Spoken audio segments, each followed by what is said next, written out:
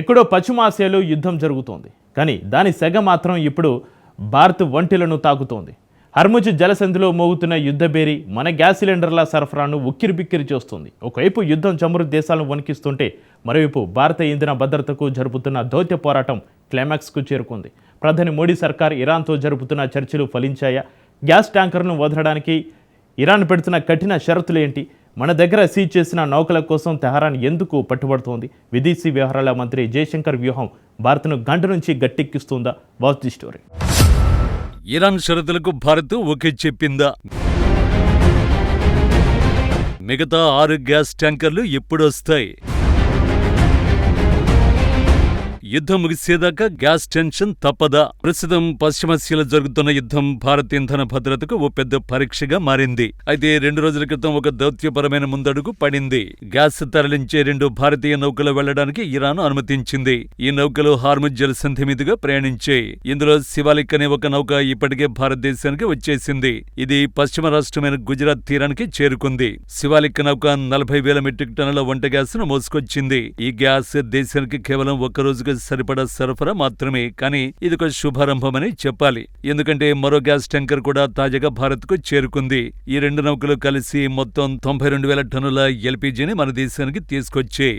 LPG అంటే liquefied petroleum gas. భారత్లోని majority ఇళ్లలో వంట కోసం దీనినే ఉపయోగిస్తారు. మీ వంటింట్లో ఉండే గ్యాస్ సిలిండర్లో ఉండేది కూడా ఇదే. మన దేశానికి అవసరమైన ఎల్పీజీలో ఎక్కువ భాగం హోర్ముజ్ జలసంధి మార్గంలోనే వస్తుంది. యుద్ధం కారణంగా ప్రస్తుతం హోర్ముజ్ జలసంధి మూతపడింది. ఈ జలసంధిని పూర్తిగా ఇరాన్ కంట్రోల్ చేస్తోంది. ఈ మార్గంలో వెళ్లే నౌకలపై దాడులు తప్పవని ఇరాన్ వార్నింగ్ ఇచ్చింది. దీంతో ఎక్కడి నౌకలు అక్కడే నిలిచిపోయాయి. అందుకే గత వారం నుంచి భారత్లో ఎల్పీజీ కొరత ఏర్పడింది. ముఖ్యంగా రెస్టారెంట్ల వంటి వాణిజ్య సంస్థలు తీవ్ర ఇబ్బందులను ఎదుర్కొంటున్నాయి.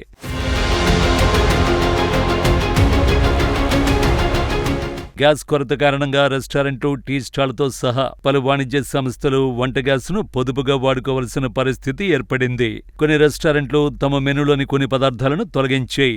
మరికొన్ని ఏకంగా షాపులు మూసేశాయి. మరి ఇప్పుడు పరిస్థితి మెరుగుపడిందా అంటే ప్రస్తుతానికి పెద్దగా ఇబ్బందులున్నట్టు కొత్త నివేదికలేవీ లేవు. కొన్ని నౌకలను ఇరాన్ అనుమతించడంతో పరిస్థితులు కొంత కుదుటపడొచ్చు. కానీ ఇది తాత్కాలిక ఉపశమనం మాత్రమే.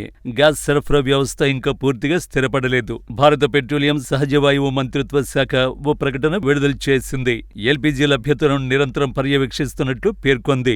భారత్లో వంట ఇంధనానికి ఉన్న మరో ప్రత్యామ్నాయం పైప్డ్ నేచురల్ గ్యాస్ పిఎన్జీ. పేరుకు తగ్గట్టుగానే ఇది పైప్ లైన్ల ద్వారా నేరుగా మీ వంటింటికి చేరుతుంది. ప్రస్తుతానికి పిఎన్జీ సరఫరా స్థిరంగానే ఉంది. అయితే సమస్య ఏమిటంటే పిఎన్జీ వాడకం కేవలం నగర ప్రాంతాలకే పరిమితమైంది. దేశంలోని మెజారిటీ ప్రజలు ఇంకా ఎల్పీజీ సిలిండర్లపైనే ఆధారపడుతున్నారు. కాబట్టి సరఫరాలో అంతరాయం కలిగితే అది కేవలం వంటిళ్లనే కాదు, ఫ్యాక్టరీని కూడా దెబ్బతీస్తుంది. జేఎస్డబ్ల్యూ గ్రూప్ వంటి కొన్ని సంస్థలు ఇప్పటికే ఇబ్బందులను ఎదుర్కొంటున్నాయి. నివేదికల ప్రకారం అతి పెద్ద ఉక్కు తయారీ సంస్థ జేఎస్డబ్ల్యూ గ్యాస్ సరఫరా కొరతను ఎదుర్కొంటోంది. ఆ సంస్థకు చెందిన కనీసం ఒక యూనిట్ తీవ్ర ఇబ్బందుల్లో ఉంది.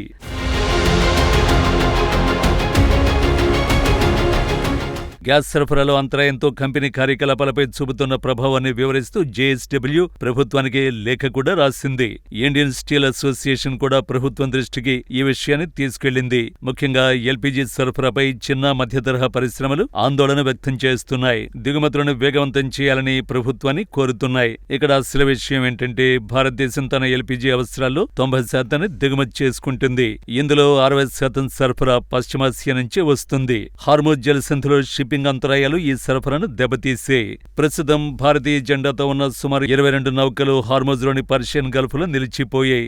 ఈ 22 నౌకల్లో 6 ఎల్పీజీ ట్యాంకర్లు ఉన్నాయి. వాటిలో 2.70 లక్షల టన్నుల వంట గ్యాస్ ఉంది. ఇప్పటి వరకు ఇరాన్ ఈ ట్యాంకర్లలో 2 మాత్రమే వెళ్లడానికి అనుమతించింది. భారత విదేశీ వ్యవహారాల మంత్రి జయశంకర్ ఈ చర్చలకు నాయకత్వం వహిస్తున్నారు. ప్రస్తుతం ఇరాన్తో నేరుగా సంప్రదింపులు జరపడమే అత్యంత ప్రభావవంతమైన మార్గమని ఆయన అన్నారు.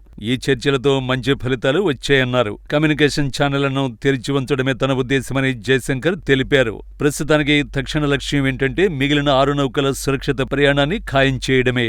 ముఖ్యంగా ఎక్కువ ఎల్పీజీ ఉన్న నౌకలకు ప్రాధాన్యమిస్తున్నారు. అయితే ఇలాంటి వెసులుబాట్లు షరతులతో కూడిన నిబంధనలతోనే వస్తాయి. ఓ కొత్త నివేదిక బయటకొచ్చింది. మిగిలిన భారతీయ ట్యాంకులను విడిచిపెట్టడానికి ఇరాన్ 2 డిమాండ్లను, 2 షరతులను విధించినట్టు ఆ నివేదిక పేర్కొంది. మొదటి డిమాండ్ ఏమిటంటే భారత్ తమ ఆధీనంలో ఉన్న 3 ట్యాంకులను విడుదల చేయాలని తెహ్రాన్ కోరుతోంది.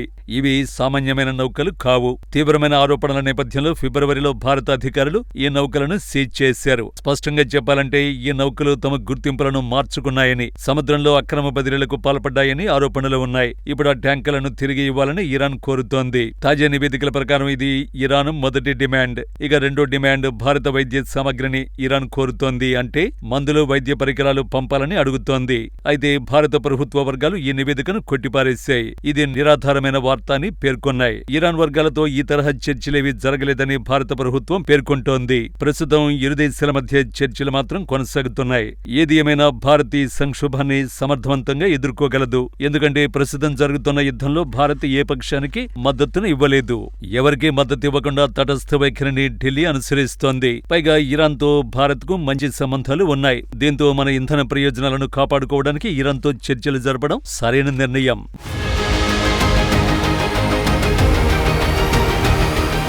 మొత్తంగా గ్యాస్ కష్టాలను మెల్లమెల్లగా భారత్ పరిష్కరించుకుంటోంది. హార్మోజులో చిక్కుకుపోయిన ఎల్పీజీ ట్యాంకర్లను ఇరాన్తో చర్చలు జరిపి బయటకు తీసుకొస్తోంది. అయితే ఇది తాత్కాలిక ఉపశమనం మాత్రమే. యుద్ధం ఆగేంత వరకు భారతదేశానికి గ్యాస్ కష్టాలు తప్పవు.